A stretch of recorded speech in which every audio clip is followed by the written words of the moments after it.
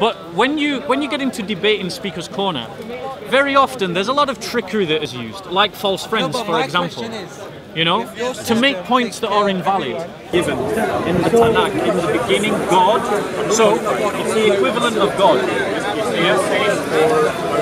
However, it's a plural. Allah is not a plural, it's a singular. So this is a plural. Elohim is a plural. These are false friends. These are false friends. I know that in the Old Testament when it says God, it means God. Friends. Yeah, because the plurality, it's actually foreshadowing the Trinity. This idea that the Trinity is in the Scripture. And people might say, where? Where did we start seeing the Trinity in the Old Testament? I see it in the first verse of the first chapter of the first book of the Bible. Genesis chapter 1, verse 1. It says, in the beginning, God created the heavens and the earth. Well, let's take that back into the Hebrew. It says, Elohim created. Elohim is the plural of God. It's gods. In the beginning, gods. But then the word created treats that word as if it's singular. In the beginning, gods created, as if it were singular. So right there at the very beginning of the Old Testament, you have plurality and singularity. Another embarrassingly bad argument is pointing to the word Elohim and saying, see, that's teaching that there are multiple persons in God. No, no, no. Elohim is a strange word in Hebrew. It's grammatically plural, but can be singular or plural in meaning.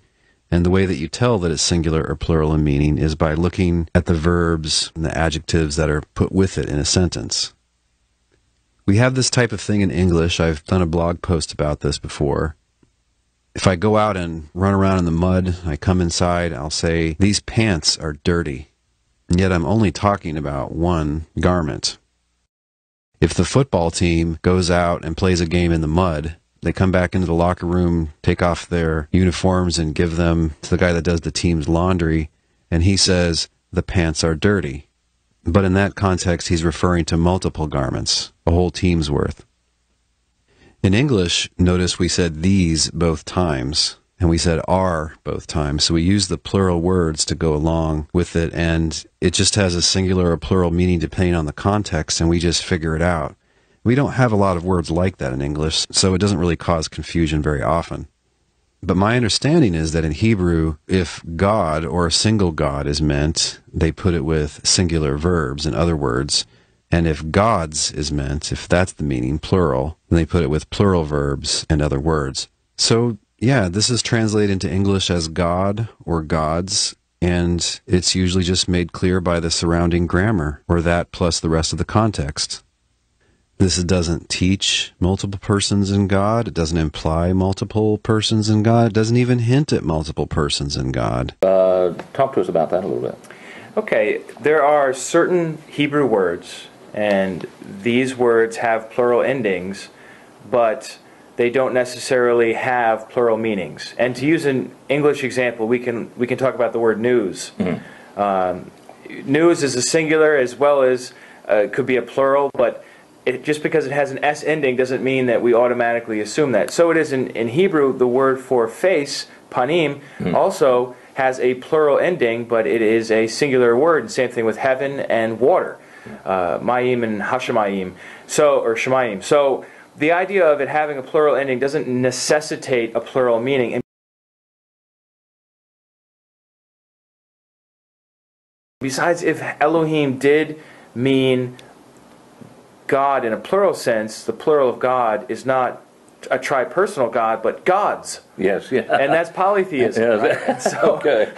That's not very helpful for any of us to say that God is a plural. But also in Hebrew, as in many languages, probably most languages, the verb also contains a number in it, so singular or plural. Mm-hmm. And so we have good indications grammatically that Elohim is thought of as a singular when it's applied to Yahweh, the God of the Creator God, mm-hmm. And so that's because the verb is actually singular. So it says in the beginning here, of the Bible. In the beginning, God created the heavens and the earth. The word created there could either be a singular or plural, and it's singular, even though the word Elohim is technically a plural form.